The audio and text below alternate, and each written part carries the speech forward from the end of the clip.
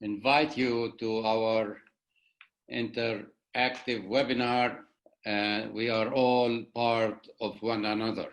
And that's an important concept, especially with this virus around the world going on, that we are part in the United States and all global, that we have to feel and think about each other. It have nothing to do with nationality, nor race, nor sexuality, nor anything else, but we want everybody to be healthy. And on behalf of Nonviolent International, we want to thank a lot of people who committed to help others at these difficult times. And we also feel so sad, and we pray for the family of those who left us because of this virus. I want to thank everybody who participate with us. I hope that we could benefit from each other, seeing each other face to face with this electronic things. It's an amazing thing. And we are global. We are dealing with issues on a very much on a different level internationally. And this time is our 6th time of webinar. And we are very happy that everybody is participating with us. You have time to ask any question for anybody. You have also time to even respond if you want, or give comments if you want during question and answer. Just few things that we have to look at and let you know. On Wednesday for future webinars, on Wednesday, May 6th at 10:30 EDT, our next webinar will be on nonviolent resistance to nuclear weapons and war.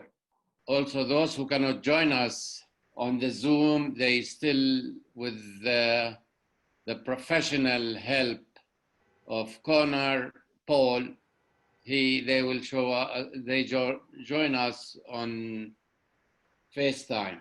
I'd like to thank all our staff, Michael Beer and David Hart, and all our volunteers, with a special thanks to Connor Paul, who put so much effort in putting us together. And if your picture it doesn't look good, don't blame yourself, blame Connor on it. So on that, we are having to provide the best webinar, and Nonviolence International is really working hard to change things on a global level. And we are doing so many of our aspects in trying to bring as many people together as possible. And this is one way of doing it. And we are taking advantage of everybody stuck in his room or in his office, that they cannot go any place, and they find a relief. And we are going to make that relief very fruitful for you. I want also to thank Jonathan Kuttab, that we are also, he is the host with me on this, and we both will try to make it as possible very advantage for you. I recognize so many of you, but I wouldn't mention any name because I'll forget someone. So just all of you are most welcome for this. And we are very, very happy to have Jonathan, and I will turn it to Jonathan for this period. Thank you. Thank you, Mubarak. This is really a particular pleasure to be able to co-host with you. There are so many people that I would want to thank and acknowledge. I just want to start by thanking the interns and the volunteers, particularly Connor Paul, who is really pulling this whole thing together. There seem to be so many webinars these days. You can do it full time. I'd like to think that there's two different things about this particular webinar that I would like for you to keep in mind. This is one, of course, of a series of webinars that Nonviolence International is doing. And I would encourage you to look at our website for the whole list. This is the 6th one, and I think it's one of the better ones. So the two things that I want to say are different about this webinars. Is first, that it is in fact international. It is not only in the US. When we say we're all in this thing together, at a time when there is so much emphasis on nationalism and exceptionalism and so much disrespect for international law and international organizations, including the World Health Organization, we say we are all in this together, the whole human race. So this is the first point that I want to make. The second point that I want to make is that this webinar is not just a teaching, listening, lecturing kind of webinar. It's an activist webinar. We're really thinking about what can be done, what actions people can take globally as well as locally in our effort to do this thing together. So please be conscious as we're going to what is it that we can actively do, what is it that we can actively contribute towards. This is why I wanted to make these 2 points, as I thank our interns, our volunteers, our donors, because it takes money to keep this thing going. So those of us who can, those of you who can, I think are encouraged to contribute to allowing us to continue this kind of work and to contribute to the particular activities and actions which will be, and organizations which will be mentioned at one point or another during this webinar. Okay, is this the time for us to all say hello to everybody? Yes, unmuting everyone. Okay, now you usually are muted, but I think we want to do a little exercise where we unmute everybody and everybody can enter into a cacophony of... I'm gonna unmute on 3. 1, 2, 3. Hello, everybody. Hello, everybody. Hello, hello. Hello.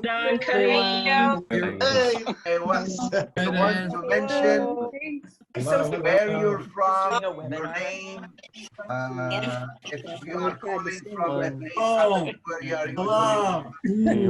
Hello. Hello from Oakland. Hello from Belgium. Iowa. Anybody from Palestine? Arlington, Virginia. And from Houston. And from Korea. Korea. woohoo, the whole team. New York Miami. City. And Barbara and Hannah. Barbara from San Francisco. Canada. Toronto, Canada. Okay. Barbara. Gail from Woodstock, New York. Rocky. Good morning. Tacky. This is wonderful. Ed from Syracuse, New York, USA. Hello. Hey, Ed. Terry from Washington, D.C. with my heroes, Jonathan and Mubarak. Eddie Kaufman from Israel. Okay, Jonathan. Very good. Now I think we can start in the substantive part of this webinar. I'd like to point out that a brief bio of each of the speaker is available on the website. So if we missed the tremendous accomplishments of each of the speakers, and they are fully accomplished, please forgive us and go to their website. I will start with Pam Bailey, who is a freelance journalist, a nonprofit communications expert. She lived in Gaza for a while. I turn the mic over to her now. I want to tell a little bit, to sort of introduce We Are Not Numbers. I want to tell what I call the founding story, how it got started and why. Because I think it's the best, most interesting way to explain to all of you who aren't familiar with the project what we're trying to achieve. I lived in Gaza earlier, but I've been deported and banned, so I can't return. But right after the 2014 war, I was online talking to a young man from Gaza who I had met briefly while I was there. And I had noticed, when just seeing his posts in my feed, that, that the tone of his posts had really changed. His photo from to his others who I knew that he idolized. And I could just sense a real devastation because his brother had been killed in the war. I started engaging in conversation, and I decided very often when somebody very close to somebody that we know dies, our tendency is to stay away or maybe try to distract them. But instead, something that I learned from my sister, who's a hospice social worker, I addressed it head on. I says, you know, tell me about your brother. You know, let's celebrate him with me. You know, remember all those beautiful memories that you have and what made him so special. And I also said, the thing I learned when I was in Gaza is that a tremendous number of young people there will major in English literature at university, not because they have a fascination with English literature, but because they need to improve their English language. That's the best way to do it. Because if you want to get a good job there with the international NGOs, you have to have really good command of the English language, not just speaking, but writing. Writing is, they don't have many native English speakers there. So they may be very good speaking, but you can be top of your class and not, so I knew that. I knew he's in his, I think his sophomore year at the time, and was really struggling with his English language. So I combined two things, and I'm a writer. So I had him write this essay about his brother, celebrating his brother's life. And we passed it back and forth like for 3 months. And one thing that was very interesting about his story is that at one point I could tell he was holding back what because as anybody, as Raed can tell you later, is that one thing I'm always telling people is show, don't tell. Give me stories, give me anecdotes, be specific. So I kept pushing him to be specific with me about one point in his brother's life. And I realized he was holding back. And I found out that he was holding back because his brother had been killed because he was a Qassam fighter. It was actually not just his brother, it was his brother, his cousin, and three of his best friends were all killed at one time. And they were Qassam fighters. But at that, and he was afraid to tell me because he thought that I would immediately, as an American, think he was a terrorist. But by that point, of course, I had learned about his brother as a human. I knew him as a son, as a brother, as a husband. Also I had come to understand why he had chosen to resist that way, because he had told me everything that happened to his brother as a child. So I realized this is a story we don't hear. Americans never hear. You know, we hear about the missiles and the rockets, and we never hear about the people who are doing this and why. Why were they driven to that point? So something happened that 3-month period. One, for Ahmed, he told me he learned more about English. His English had improved more in 3 months than it had in 2 years of university because he was working with me one-on-one. He also was actually coming out of his depression. He'd made an international connection, so he didn't feel so isolated. He lived in central Gaza and really had not met any foreigners. This is a first for him. And also, when I ended up, I realized it's a story we hadn't heard. So I ended up publishing it. Actually, I think it was in Mondawais. For him, seeing his name, seeing something published by him, it was a huge self-esteem booster. And he felt like he was able to get his voice out, and maybe that was a way to resist too, by educating other people. So it was a very positive experience for him. In fact, that was the inspiration for the project. We called it We Are Not Numbers because everything in the news at that time was about numbers of dead, numbers of wounded, numbers of homos, and not the everyday stories of youth who make up the majority of the population there. He ended up going on and we crowdfunded to start the project. We wanted to repeat this experience for other young people. We assigned them mentors, like I mentored Ahmed, the international volunteers from all over. And he became the project manager. So he ended up with a job out of it. He ended up with lots of experience doing public speaking, like Raed is now. He has publications. All that was able, he would put that in his resume. So today he's actually studying in the UK. He got a scholarship, and he would tell you that it was a large reason for him being able to do that was because of his experience with We Are Not Numbers. And that's what we're doing with more and more youth throughout Gaza, all those benefits. And I'm going to actually have, I think the main point I want to make to you, and I think Raed will talk about, is that all of you get appeals for helping Gaza. And most of it is about aid. It's about food, it's about medicine, and yes, that's urgent. But what people forget about is feeding the soul. Depression is widespread there, apathy, I feel like there is no future, and it is as important to do things to feed the soul as it is to feed the body. And I think, unfortunately, I think a lot of donors forget about that. And that's what I'm going to have Raed talk about. So Raed, I just introduced him. He's one of our, not an original member of the project, but he came early on. And he's a good example of another Ahmed, really, because he proved himself as a very active volunteer, so much so that we hired him first to help with social media.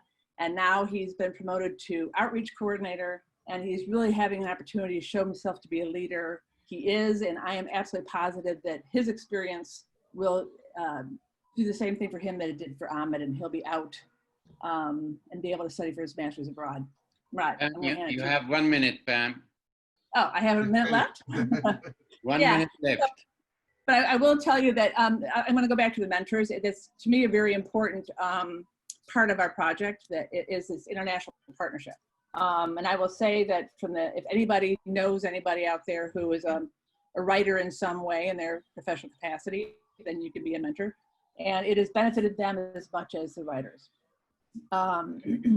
Yes, the writers get an international champion, which is really important. That's as much about the project as it is the writing. I'm going to have Raed speak. Finish up. Yeah. Okay. Hi, everyone. This is Raed. I'm a Palestinian refugee here in Gaza. And I am the outreach coordinator for We Are Not Numbers. And oh my God, I'm so proud of that. And you've got no idea how big the impact that We Are Not Numbers has had, not only on my life, but like on the lives of so many other people here in Gaza. Pam just talked about Ahmed al. He's the co-founder of We Are Not Numbers, and you can see him now. He's pursuing his master's degree after he's got his scholarship from the Achieving program, which is like one of the best programs in the world. And right now he's there in the UK. And I think Ahmed is a leader that most of us want to follow his footsteps. And We Are Not Numbers is not just a project. Let me just focus on that a little bit. We Are Not Numbers is a platform for so many people here in Gaza who are, hopeless, who are seeking hope, in a place that they do not get many chances, many opportunities. We Are Not Numbers is in office for so many of us. We work there, we make a living there. We Are Not Numbers is a home. It is a community. We've got so many people, incredible people, talented people who are capable of speaking, not only on their own behalves, but on our people's behalves. And that's how We Are Not Numbers actually came out to light. As Pam said, you see in the news, it's always statistics, statistics, statistics. And I think we got tired of that. People who follow Gaza's media got tired of that. And it was time for us to take action, to speak. And We Are Not Numbers started to tell stories. And it's not only written stories. We've got poetry, we've got videos, and soon we're going to have podcasts. And, the bigger, and, through time, the project is going to get bigger and bigger and better for all of us. So, I cannot stress how important this project, not only for me, but for so many people. And, just recently we've had only one event at the university here in Gaza. It's called the Al-Azhar University. And so many people attended that. We were open our applications for people to join We Are Not Numbers, to become writers for We Are Not Numbers. And we've received about, 130 applicants, from just one event at Al-Azhar. And oh my God, that's a huge number for us. We were planning on having multiple events, but because of COVID-19, we couldn't do that. And the process was really great. We, filled the applications, we interviewed people, and right now we've got 50 new writers who are very excited, enthusiastic to join One at Numbers, to become writers, to get mentored by people like Pam Bailey and by other mentors. They want to learn all about storytelling, about journalistic skills, about how they can use their English language to speak to the outside world. So we at Numbers, it is a platform, it is a connection between Gaza, who's been under quarantine for 14 years, by the way, between Gaza and the world. And if it wasn't for When It Numbers, right now you wouldn't be talking to someone from Gaza like right now. I've graduated from college about a couple of months ago, and to be honest, if it wasn't for When It Numbers, right now I would be just like hundreds of people, hundreds of thousands of people here in Gaza who are college graduates, but they are unemployed. And I've always had that fear. So you've got no idea how it is important for me to talk to all of you people, through technology, through media, and let you all be directly, connected with someone from Gaza. You wouldn't have to hear about us from other people. No, right now we're here. We can use the English language, we can use technology, and we're here today. When I first joined When It Numbers, I was pretty excited to practice my English here in Gaza. And let me tell you this, as someone who's been out of Gaza multiple times, I've been to the United States of America one time, Pennsylvania, and I studied there for one semester. It was an exchange semester as a part of the Global U Grad program. And I met so many people, so many talented people, international students from all over the globe, and that helped me develop a better understanding of our world. And I'm using that right now as the outreach coordinator for When It Numbers. And at some point when a Palestinian gets out of the world, especially those who live in Gaza under siege, under blockade, they don't know how to deal with the outside world because it is a strange world for us. And I've represented Palestine multiple times there. I've given speeches, presentations about Palestine, and the more I did that, the better I get at it. And I think it is important for all Palestinians to be able to do that. Of course, I'm not a professional. I'm a young person, and I made so many mistakes. Just like recently, I've been participating in webinars to talk about Gaza, about COVID-19 here, about the Great Return March, and I make mistakes. It's okay, but what's important is that I learn, I get better, and people hear from me, from someone from Gaza, and that is so important.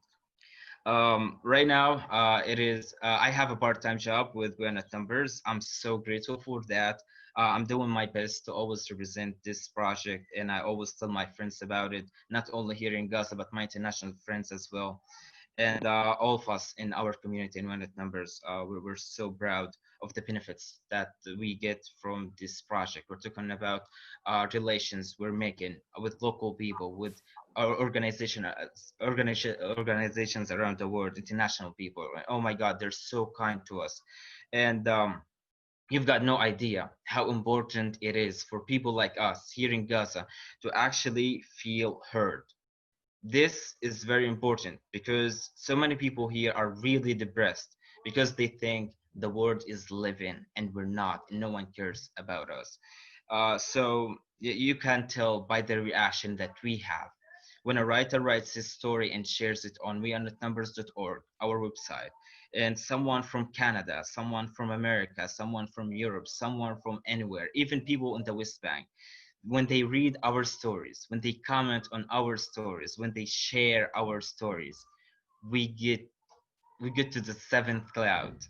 It makes us so happy. And that is why personally, I decided to focus on aspects that nobody almost ever thinks about covering. Like I wrote some stories. My latest one was about my hair. My hair is my identity. You can read that on whenatnumbers.org. And my first story was about my cat, which is something people would never even think when they think about Gaza. They would never think, oh, there's a Gaza who's got a cat. He lost his cat and he has been crying over his cat for almost a year. So it is my job, to tell this story, this humane aspect of our story. people always ask me, right, we really want to help you in Gaza. We want to help you on that numbers, but we're not rich. We don't know how. And I get that a lot.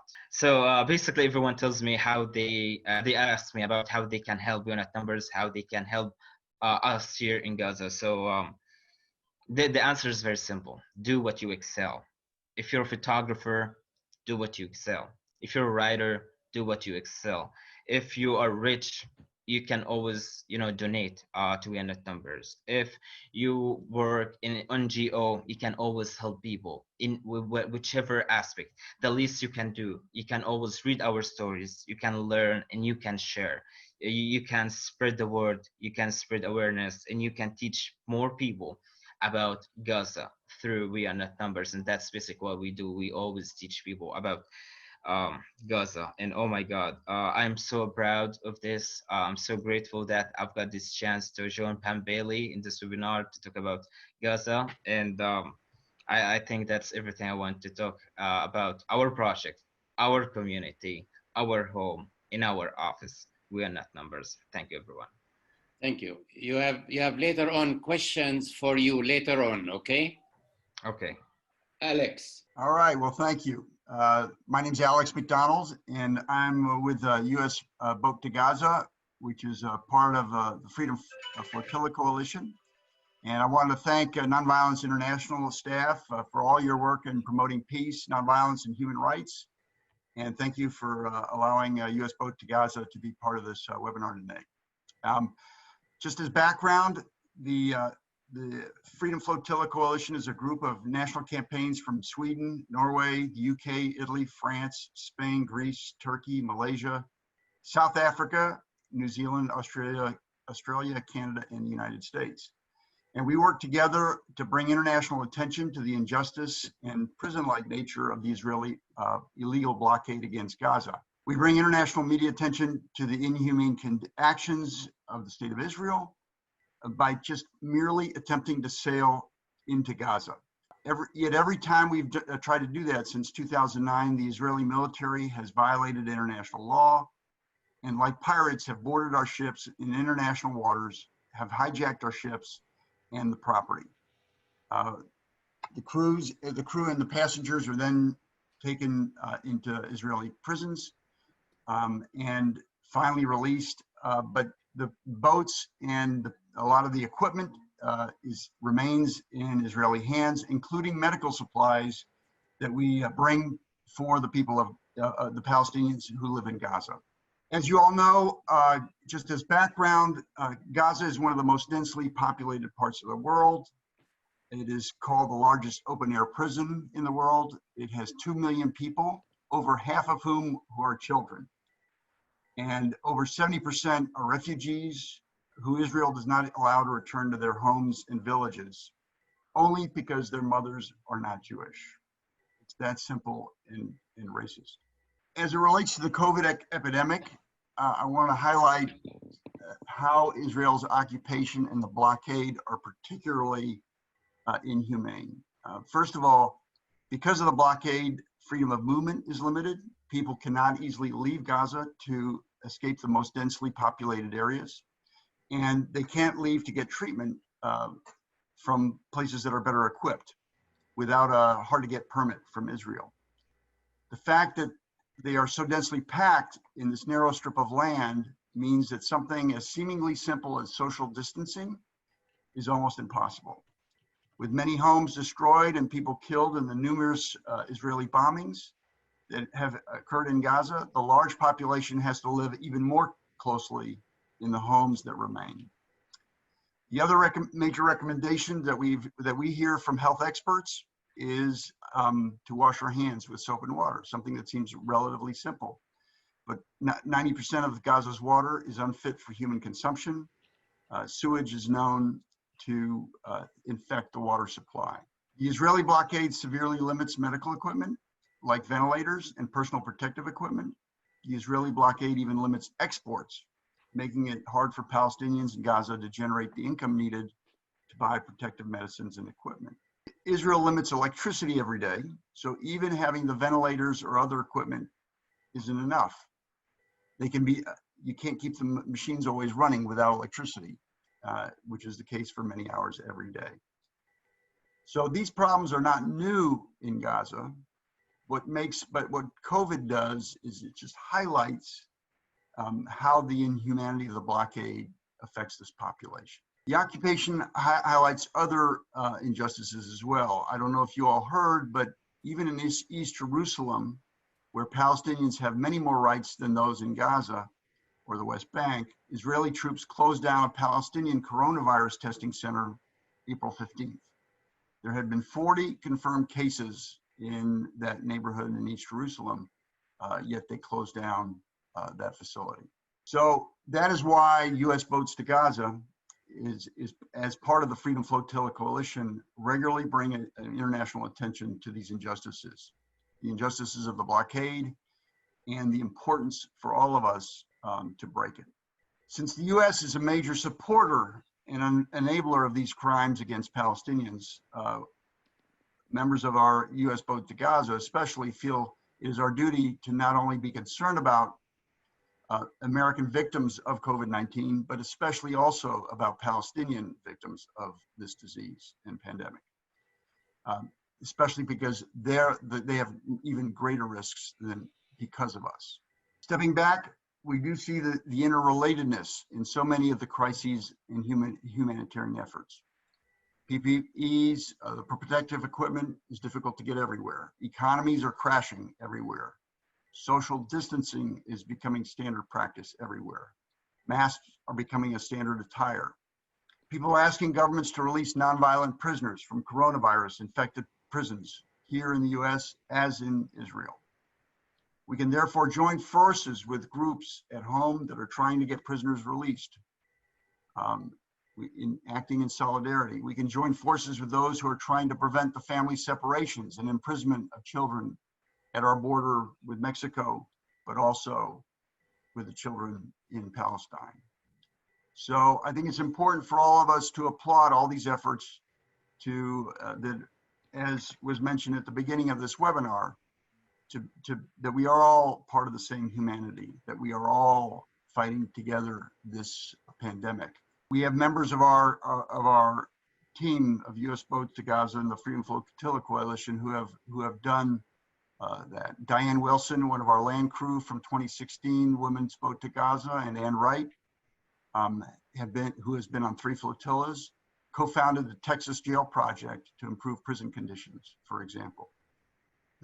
Currently, the Texas Jail Project is advocating the immediate release of anyone charged with an offense that does not involve a serious physical safety risk to the community. And so we should be doing the same in our communities. We also need to remember how much worse the situation is in Palestine and, of course, Gaza in particular. Although the PPE is hard to get everywhere, the additional burden on the imports that Israel puts— What is PPE? I'm sorry, personal protective equipment, you know, the masks and so on. Thank you. Sure. Although students everywhere are pursuing their educations at home and over the internet, it's much harder to do in Gaza, where one doesn't know if one will have electricity. In fact, the last time I saw Raed on a webinar, it struck me, even though I knew that for hours and hours there is no electricity in Gaza, he was in the dark and had to have a flashlight to shine on his face so that we could see him. And he was thankful for his batteries. And so to me, the issue is, you know, we're supposed to be learning, our children are supposed to be learning by the internet. And yet the children of Rafah, only 25% of them even have access to the internet. So I'm just trying to emphasize that even though we're all in the same coronavirus effort together, we realize that the people in Gaza have it far worse than we do. I'd like to then move on to the things that we can do. As was mentioned, we need to be focused on the actions. And so the first thing that I would urge all of us to do is, first of all, go to our website, usboatstogaza.org, and click on the events. And we've listed some actions that you can take that are easy, but I think are meaningful. One is Defense for Children Palestine and the American Friends Service Committee that are promoting the House Resolution 2407 for stopping funding of incarceration of Palestinian children. They have a current issue that their petition that's recommending the release of child prisoners in Palestine. So I'd recommend that. As a matter of fact, in your communities, if you're, for example, in a house of worship, we passed a minute in my Quaker meeting supporting HR 2407 and giving authorization to represent the meeting to our representatives. And we are reaching out to other faith communities in our city to do the same and to work in conjunction. So I would recommend that to people. Empower Change and Jewish Voice for Peace has a petition, end the Gaza blockade, to end the blockade, especially during this coronavirus time. And so I would recommend that. Obviously, there are numerous organizations that are fighting the coronavirus right now in Gaza, and such as UNRWA, Rebuilding Alliance, and the Middle East Children's Alliance. We have links to all those on our website at usboatstogaza.org.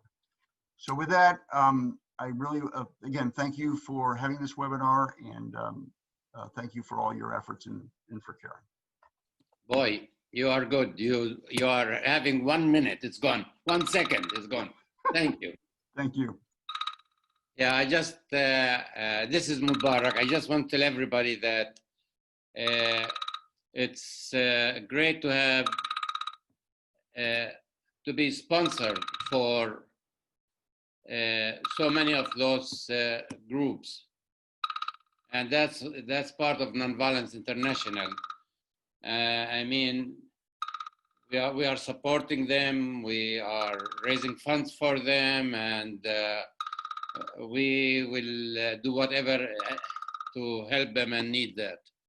Yeah, another thing, just for you to let you know that there is also an organization work with Eddie Kaufman from Haifa University and Maryland University about children who are in Israeli prison. And we have been working very, very hard on that project to get all those children out of Israeli prison, especially with this virus going on in Israel. Jonathan. Okay, our next speaker comes from Hebron. He has chosen for security reasons not to reveal his identity, but we will be watching a slide presentation that's put together by David while he speaks to us. Continue recording. Everything is fine. Just listen to him while you watch the screen for pictures from Hebron. Go ahead. Yes, thank you very much, everybody. It is definitely a great honor for me to be part of this wonderful, wonderful group.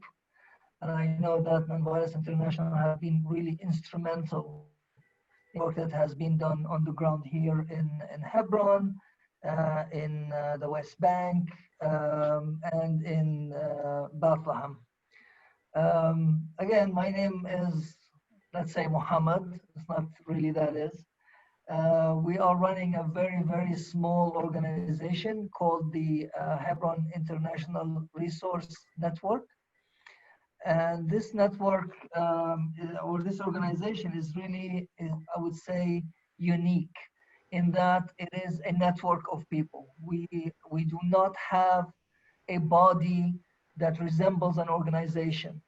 So with that, we do not have a head of office. We don't have an advocacy officer. We don't have a secretary. We don't have a financial officer. None of these structures that we believe from our experience with organization and international organizations are designed to actually they're designed to do well. They are meant to do well, but it seems that because of all of these layers are causing more and more delays in getting the job done. So with that, we do not have a mission statement. We do not have a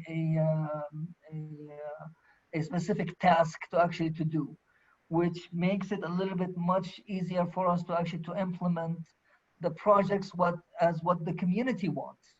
We work straight ahead only with communities that are very close to settlements, communities that are in Area C, that are under a lot of pressure in terms of demolitions, in terms of coercive environment, in terms of settler violence.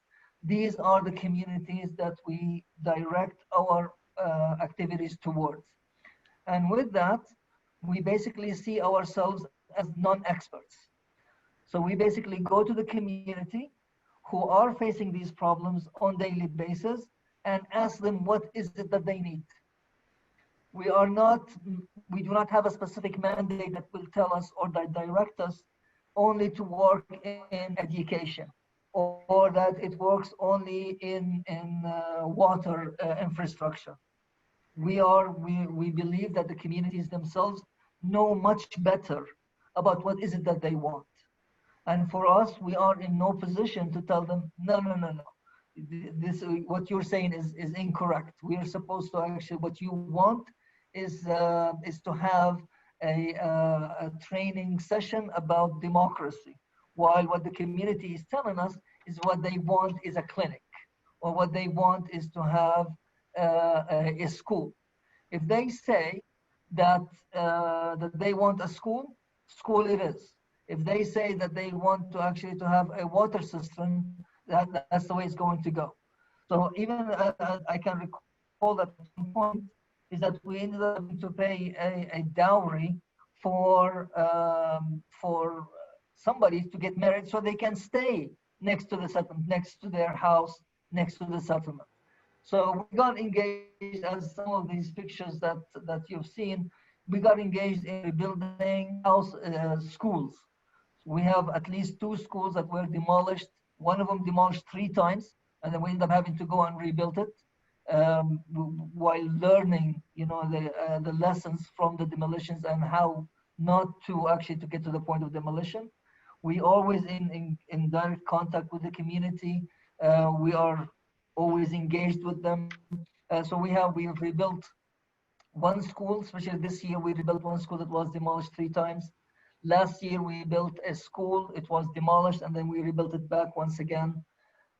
We got people, we are especially in the business of having to provide higher education for students. So we are at least 20 students per semester. We pay for their tuition from the South Urban Hills. These are the areas that are most affected by the possibility of displacement, the possibility of house demolitions. They have plenty of house demolitions. So we are providing them the chance to go to college, and specifically for women. Out of those 20 students that we have going at this point, we have about 17 of them are women. And that is by itself is a great thing. If you're talking about Bedouin women that are trying to, that they don't know anything beyond the street that they're living in, having to actually to go to college, it is something that is very, very big for them. Building houses next to settlements. We are very big on that. We built 3 houses next to the settlement of Kiryat Arba, and now we are engaged in building another house next to the settlement of Carmel in the South Urban Hills. And that's, again, it depends on what the community wants. They want that to take place, then we have no problem with actually going for that. So with this, again, I think we're a very, very small organization, very flat. We do not have any of these bureaucratic processes that are supposed to be taking place. And this is why it makes it a little bit harder for us to get funding and donations, because we do not fit that framework that international organizations are looking for. All of the people that are donating for us, they know us.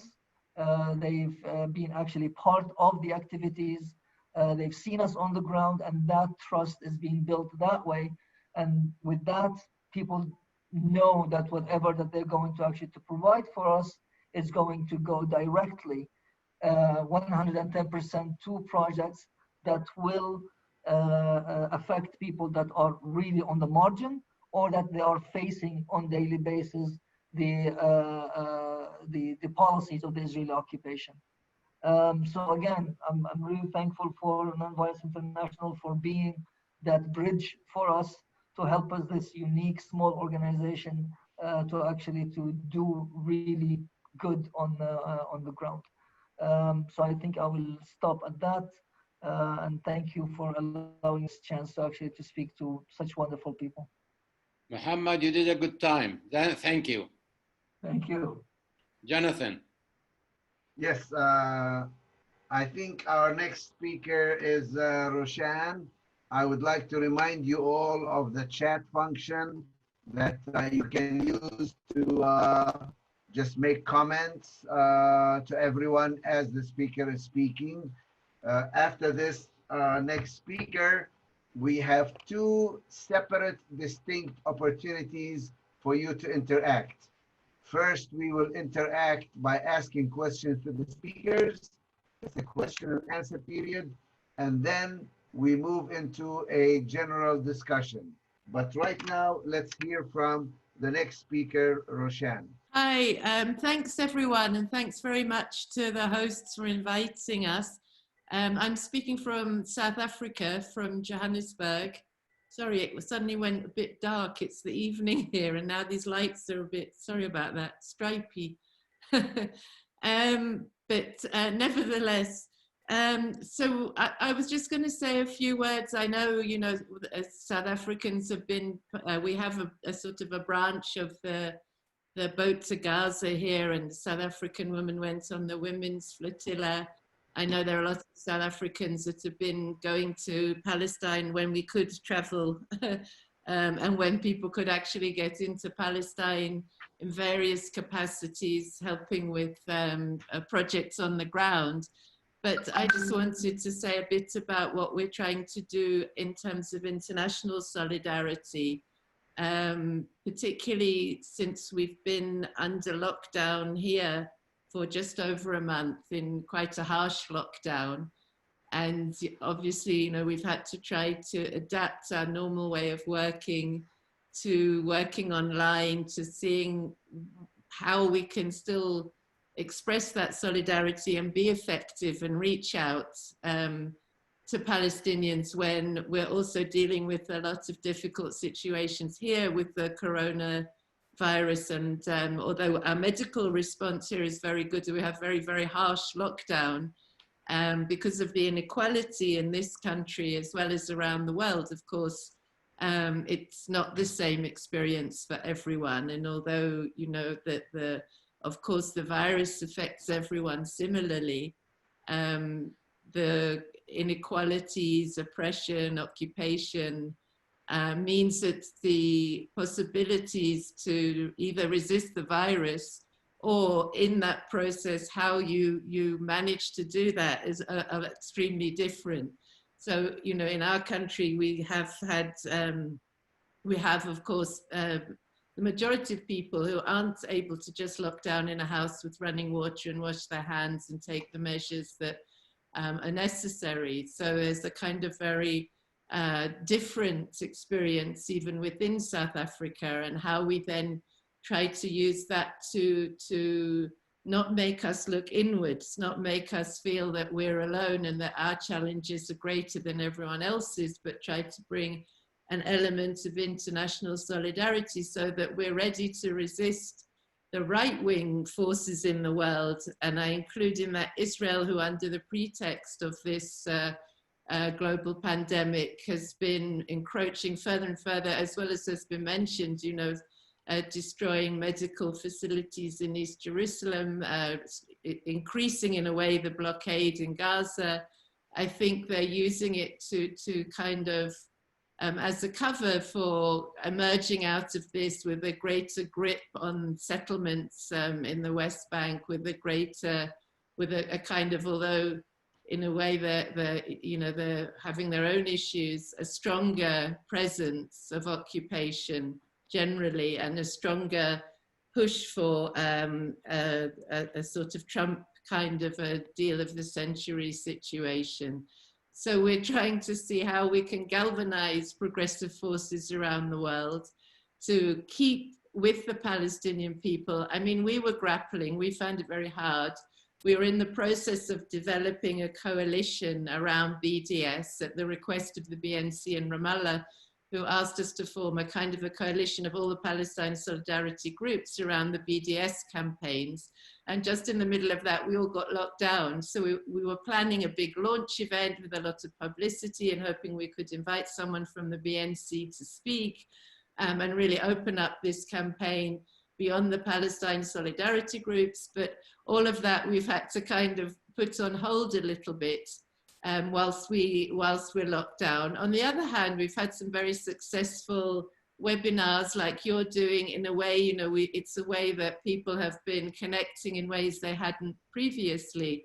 And we managed to have a very successful webinar with Mustafa Barghouti speaking with a doctor in Cape Town, making comparisons and between the ways in which, you know, difficulties around, say, PPE or the medical preparedness in places is affecting everyone but differently. And with Adam Hania, who was speaking from London, sort of bringing it all together in terms of the global political economy. So that was quite successful. We also tried to do a few just very simple little videos, holding up signs, you know, each one of us in our own house, putting them together, trying to just send very human messages of support to people in Palestine from South Africa, to say we're thinking of you, although we're locked down, you know, you're in our thoughts, we're trying to mobilize, we're trying to keep the issue of Palestine on the agenda. And I think really that's the important thing, because we're going to see a huge rise of a backlash of nationalism, I think, around the world, and of racism and of xenophobia in various ways. And you can see from the response of America and Britain, which is, you know, an almost eugenicist response to the pandemic, I would say, that things are going to be tough. But at the same time, I think things like this webinar, it's really exciting to be able to connect with all of you and people around the world, people in Palestine, you know, from South Africa, and just hear and see what's going on, what we can do, how we can also mobilize and put pressure on our governments whilst we are locked down, because I mean, there are still other issues. You know, there was a debate on Israel-Palestine in the UN. You know, our government at the moment is in the UN Security Council. So we can't just forget about those aspects as well. But how can we do this, and how can we maybe use the fact that we're now looking at ways and learning how to connect, especially as older people who struggle to get to grips with Zoom and all of these things of making videos and stuff and putting them online. But we are learning that now, and in a way it's an opportunity that I think I'd be really interested to hear what other people have got to say about how we can, you know, sort of work better together and make a really strong international solidarity movement, so we come out of this more committed and more focused and more clear on how we're going to connect our struggles together, like was mentioned, against incarceration and a carceral state. All of these issues do connect together, and we need to make sure that we don't lose sight of that, because otherwise, you know, we're going to fall prey, even here in South Africa. The kind of issues around xenophobia, of blaming others for our problems, and also within that, in a certain way, for the viral pandemic. It's, you know, we need to argue against that. We need to make the point that closing borders might make sense now, but it's not the solution to all of our problems, that we need at some point to open borders, and we need to open them more than they were before.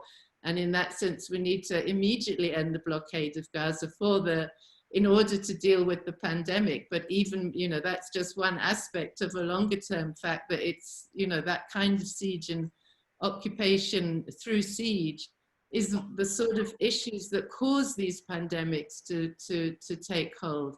And again, you know, to say that it's not a response, people here are saying, but we're hungry, you know, it's either we die of hunger or we die of the virus. And it's a terrible indictment that those are the choices people are looking at, that we need to get back to the point that nobody should be dying of occupation, of inequality, of a virus. We have the capacity internationally and the humanity to ensure that everybody should be looking at how can we live better. And I think we need to really, you know, find ways to connect all these struggles together and connect ourselves together to kind of come out of this with a stronger and a clearer and a more militant, I suppose, voice for change. Thank you very much. I think since we're running behind, we should move straight into the next section, which is questions, and then moving into discussion. Thank you very much. Salam, shalom, peace, everybody. In response to Roshan and her statement about trying to find an international solidarity movement, I think that the COVID crisis has created an opportunity that is unprecedented, especially because of Secretary General Guterres's call for a global ceasefire. What he was really saying is we want nonviolence. So this is the perfect time for a global movement of nonviolence. It can affect everywhere, and we need the people in every country to join in. And so it would affect Gaza because they would see that everyone is participating. And the big element is that it's both global and local, which is what Jonathan asked for right in the beginning. So I'd like to propose that we have another webinar about now is the time to implement a new global movement of nonviolence. And because there's so much going on already in the world with the peace movement. GDAMS was just this past weekend for nonviolence in the United States. Campaign Nonviolence is doing a fantastic job. The movements are everywhere, and nonviolence is the movement that can unite all the movements together. So just in finalizing, I presented the plan to the United Nations, to Secretary General's office. And so there's a lot going on right now. We need all the nonviolent movements to come together. Thank you very much. شرفنا أخ مبارك. I have been working a long time in physical nonviolence, some 35 years, and it's one of the elements that's been left out a lot. I'm wondering if you know about the work that we're doing under or in cooperation with AVP in developing Aiki dojos where nonviolence can be taught verbally and physically. Please explain AVP. Oh, I beg your pardon. Alternatives to Violence project. It's been active since 2007 in Palestine. The place of physical nonviolence along with verbal. I think we could do that. We need to have more discussion about it and more detailed. And we could put it, I think it's an important thing that we would, especially at this time when around the globe, that nonviolence being participated and being even talked about by leaders of so many countries. However, we need actions and more of actions on that. I'll send you what we're doing. Thank you. Please do so, and I will respond to you. Yeah, thank you. I'm Mazen Khomsi, a professor at Bethlehem University and author of a book on nonviolence in Palestine, and engaged actively in nonviolence popular resistance. My kind of comment and question, if people want to address it, is related to the COVID-19 and its impact on nonviolence. And I think it basically at this point, it really requires a much more major and drastic change than what we have been doing. And that is dealing with the system. In my books and many articles, I explained that basically the system is rotten and the system is not allowing us to really have success in popular resistance, whether the system being the capitalist structure of the world, the consumer structure, or the structure at the local level. For example, the Palestinian Authority is the biggest impediment to popular resistance here. And I analyze this, and my thoughts about this is it's time for us to elevate our actions much more than cosmetically doing more of what we were doing. And it's time for us to really have a more revolution of against the system that has allowed us to continue to have injustice for so many decades in Palestine. I'd like to suggest that we move more into the discussion portion now, not just questions. And I'd really like for you to give some thought to what is it that excites you? What gives you hope? What gives you motivation? I mean, there is a lot in this beautiful and broken world that we can complain about, but there are a lot of people who are doing good things. And I'd like for a little bit more upbeat comments on what keeps you going, what gives you hope, what would you like to see. So we'll open now for a more general discussion, and we welcome everybody's comments because indeed we are all part of one world, and this is an opportunity for us to also think about what keeps us going, what gives us hope. Oh yeah. Okay, what gave me hope in the last year or so was Bernie Sanders, and especially when the Michigan people called him Uncle Bernie and all of those things. And so I'm sorry to get into despair, but yesterday the primary in New York State was canceled. So my question is, how can we affect the Democratic platform to make it reflect Gaza and Palestine? And also, I think that there are some people in New York State who might be planning some kind of civil disobedience or nonviolent direct action around the decision by the Board of Elections. Well, I think one of the important things to remember is that the situation is not just polar with Democrats on one side and Republicans on the other. There's a lot of problem with the Democratic Party, but I think also a lot of us activists need to learn how to approach people we think are on the other side, people who we think are Republican or conservative, people who we think are part of the problem. Can we speak to them? Can we find a common language with them? Can we suggest to them things from their own perspective that are good?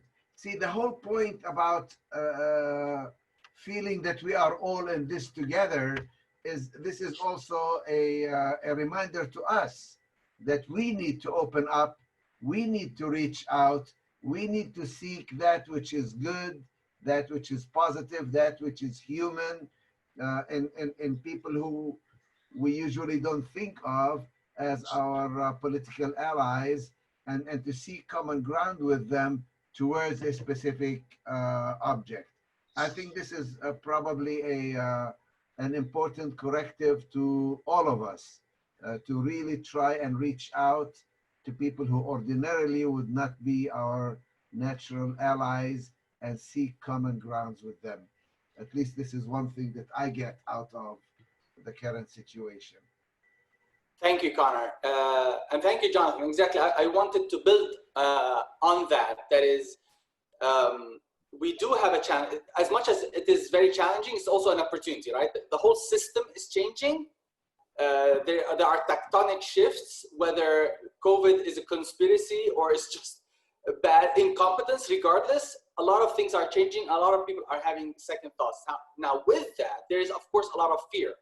And the response to fear, some people are coming in solidarity and working together. And for others, it's getting guns and resource hoarding and wealth concentration. That's the answer they have.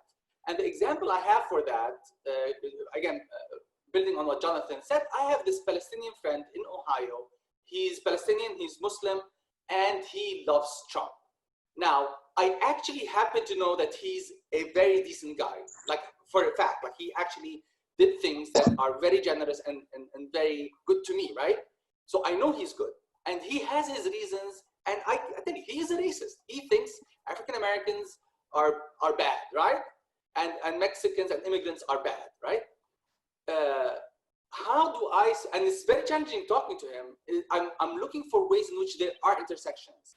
And I think this is what goes to Mubarak's point of where is the hope and what can we do also, which is, and also the point before that, which is systems. Like we need to take a step back and see what are the systems, what are the structures we have in this world, whether in the US, in Palestine, Israel, in Europe, that are resulting in those, you know, in the US, a horrible health system that really doesn't, that is so inefficient and is crushing the lower and middle classes. Where can we have those intersections with people like my friend in Ohio who loves Trump and he loves Trump because he feels that Trump is just wrecking this corrupt system. So he's coming, we share the same goal. Like he respects the fact that I support Sanders, because also for him, he sees Sanders as an anti-establishment who realizes there's nothing can do with the system, or like AOC says, rather than trying to build power within the power structures that are here, let's build a new power structure, right?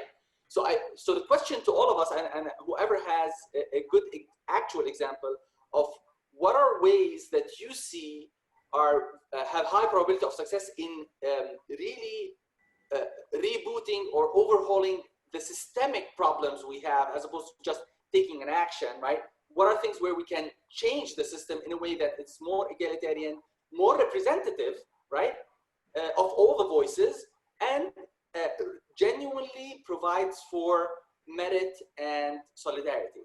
I think we are back on schedule, and if there's another comment that somebody has before I begin to summarize.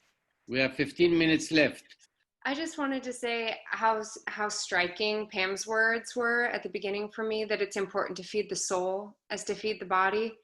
And this really motivates me to action. And I'm hopeful that we can engage in more endeavors that stimulate our creativity, because creativity really brings us new life and new perspective. Creativity transforms our situation. Our situation itself may not change, but because we are changed, then we are able to create a new reality for ourselves. And when we can do that within ourselves, we motivate that in others. And I think that is a vital piece to transforming our whole situation and breaking the systems. We need fresh ideas. We need a fresh life within ourselves, and art and creativity and spiritual formation enable that in us. There is a question to me from Zuhair Al-Atwi. He says, do you think that Hamas is doing a better job dealing with COVID-19 than the Trump administration? I'll say yes. This is a very interesting question. First, the bar is really very low. The Trump administration has not been the standard for how to deal with COVID. In fact, Jordan and the Palestinian Authority, and to some degree Hamas, has done a much better job. But it raises a number of questions. One of them is the demonization of Hamas that prevents dealing with the issue of Gaza. Hamas is the de facto rulers of the Gaza Strip. And because it is considered by many to be a terrorist organization, that becomes an excuse for not dealing with Gaza. At some point, the activist community needs to deal with the demonization of Hamas and bring it into the discussion. On the issue of COVID-19, Hamas and the Palestinian Authority do not have the resources to deal with the medical or the economic consequences of this situation. Both Gaza and the West Bank are still under occupation under international law, and it is the obligation, the specific obligation of the occupying authority to deal with pandemics and the health situation in these areas, and it is not doing the job as well as it should. So this would be my answer. The United States has tremendous resources. The Trump administration has spent literally trillions of dollars to deal with some of the economic aspects, but it has not really dealt sufficiently and sufficiently quickly with the COVID-19 situation. All right. I want to let everybody knows who participated that we are doing a lot of those activities, and anyone who feels that he or she or their organization want to join with us in any webinar, you could write us, you could tell us this is what we like to do, and we could see if it is fitting with Nonviolent International. We could support you and you become part of a webinar with us. This is one thing. Also, two things for us to understand. One thing is that we have the university in doing some work with training of nonviolence. We put so many files and activities at Rutgers universities. And Michael Beer also, he finished a book about adding to the methods of Gene Sharp, his methods of, now we have more than 300 plus methods that it will be published. And we would like those things to be more distributed around if you feel that you are able and ready to do that. And we want to thank you so much for joining us. Jonathan. Yes, well, this has been a very interesting webinar. We have heard from Pam and Raed about we are not numbers, about the human actual life in Gaza and the people who are working in Gaza or try to bring the story of Gaza to the outside. We heard from Alex McDonald on the Freedom Flotilla.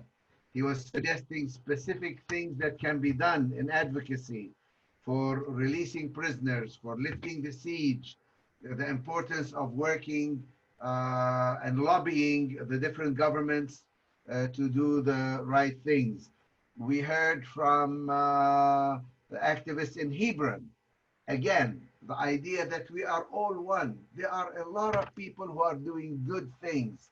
Not all of them are major node organizations. And we should be aware of, and we should participate, and we should get hope from all the people who are doing the right thing and who feel that we are all in this together. And of course, we heard from Roshan from South Africa about the importance of lobbying different governments, working for release of prisoners, connecting the struggles together. This is perhaps the one thing that you should take from these webinars.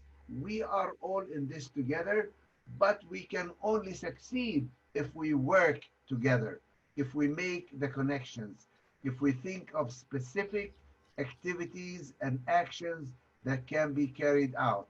We need to be open to others who we maybe normally would not be interacting with, people who may have problems in one area, but who really are basically good people, and we can draw them in and call them to relate to us and to deal with us. This is the challenge that we have before us. And I want to finish on a very positive note. There is a lot of good in this world, and there are a lot of good people in this world. And we need to bring them out, and we need to work together. And of course, I have to end with gratitude. I am so thankful. I'm so thankful for all the people who are doing good things, our interns, our donors, our activists, participants. Nonviolence International is this really small-time organization that has branches and connections all over the world, with many projects that you maybe even don't know about, that really reach out far beyond our small numbers. And we are very glad to have you all part of our family, the Nonviolence family. And we thank you very much for participating, those who are on Zoom, those who are on Facebook, and those who will listen to this webinar, which is being recorded later. Thank you all very much. Thank you. Thank you. Peace and love. I don't know the code. Thank you guys. It was great.